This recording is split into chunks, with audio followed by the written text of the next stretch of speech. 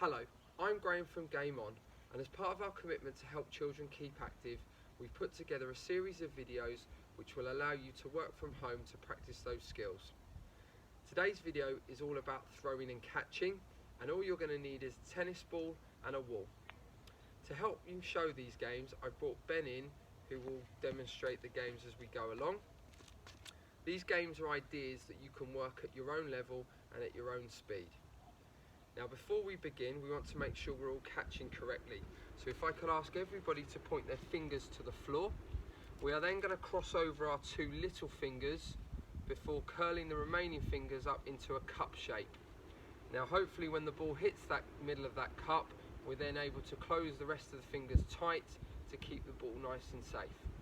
So if you pick up the ball and if you come and stand in front of this wall, I'm going to ask Ben to do 5 throws and 5 catches. Off you go, Ben. 1, 2, 3, 4, 5. Very good. Now once he's done those 5 catches, he's then going to take a big step backwards and try and repeat it.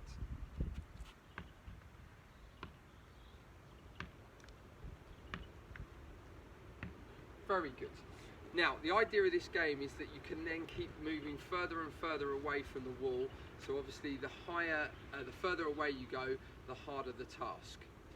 Then if I ask Ben to come back to the front, we can then repeat this game, but I'm now going to ask Ben to use his other hand to throw the ball.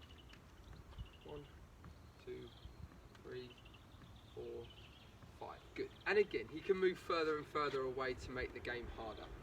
Now, all of the catching so far has taken place below the chest with our little fingers crossed over.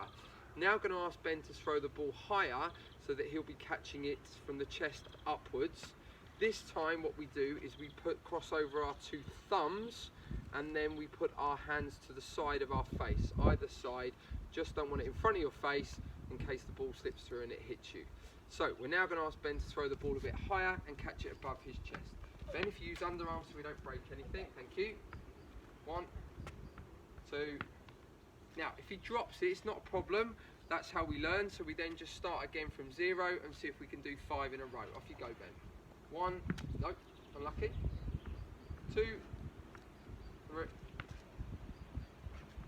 1, 2, 3, 4, 5. Very good, excellent. And again, he can move himself further away if he wants to make it harder.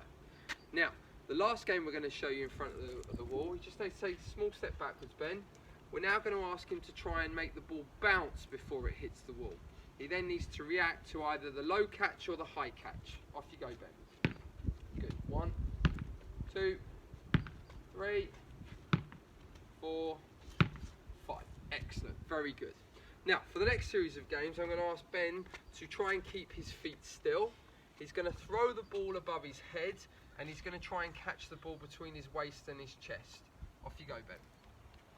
1, 2, 3. Excellent. Now, to make this harder, we can add in a clap. So after he's thrown the ball, he's going to clap and then catch. Good. Now, when he's done 3 of those, he can then try and do 2 claps. Off you go. Good. Excellent. Now, the benefit of this game is you can keep adding in an extra clap after every go. Ben, can I borrow the ball? Now, for the next ones I'm going to show you, these are probably for the years 4, 5 and 6s, the slightly older children, just to, again, make it a little bit harder and a bit more challenging. So, what we're going to do for the first one is we're going to try and have a clap behind our back before we catch. We're then going to progress that to doing a clap behind our back and in front of our tummy. Fantastic. Now, again, to make it harder, we're just going to do it the other way round. For those of you who really want to challenge yourselves, we're going to try and do 3 claps. Oh, I didn't do it. There you go, fantastic. And you can keep progressing it as you go along. Now, the next game we're going to play is for all you budding tennis players out there. So what we need to do is we need to hold the ball in our non-writing hand. We're then going to take our strong hand and we're going to itch our back. So right at the back there.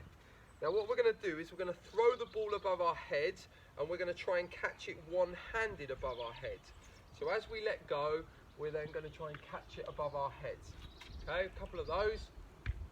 Now, the faster you swing your writing hand, the more realistic it is to a tennis serve. Fantastic. Right, for our final game with it at the moment, we're going to have a game of battleships. Now for this game, we're going to need a couple of water bottles and a couple of drinks bottles. You can use whatever you have to hand. I'm going to play against Ben. Now I'm going to have the two larger bottles just to try and even it out, and Ben's going to have the two other bottles. Now these bottles are our battleships, and what we have to do is we have to put our battleships down on the floor. Ben's going to stand one side of the area and I'm going to stand the other side, and the idea of the game is that you're going to fire your tennis ball to try and hit one of the other team's battleships. Obviously the first team to hit all of the battleships will win. The only rule is you have to shout bang when you hit one of the battleships. So Ben, you get to go first. So he's going to throw the ball and try and hit it. Bang! Didn't hear you, Ben. What did you say? Bang! Fantastic. My go now. I'm going to try and hit one of Ben's. So it's an underarm throw. Oh no, I missed. So Ben gets the ball. Now to make this game harder, you could say the ball must hit it before it bounces. Bang! Fantastic. So Ben wins the first challenge of our battleships.